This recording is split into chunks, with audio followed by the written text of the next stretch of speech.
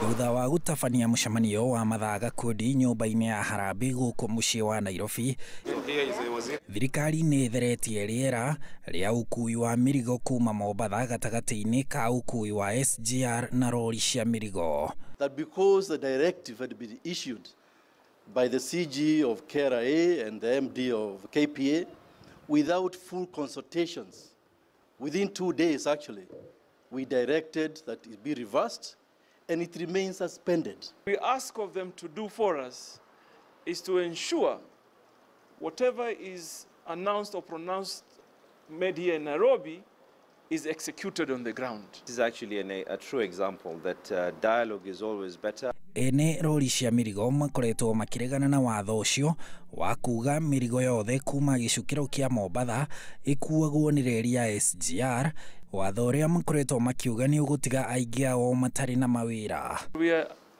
definitely in support of SGR. We are focused on what is for the best interest of that ordinary mwananchi, the transporter, the warehouse business, the stevedoring business.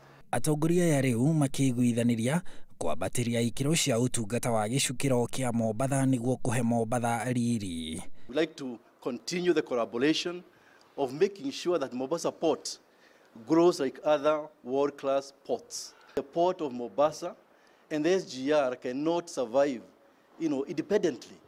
They are complementary of each other.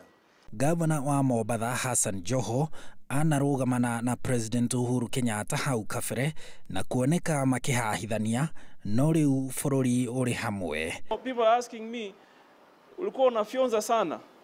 Those days President Uhuru never gave me access.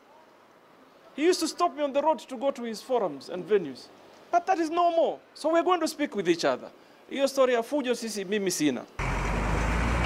Haduine ha Inooro TV, jitagwo Harun Njoroge wa Maina.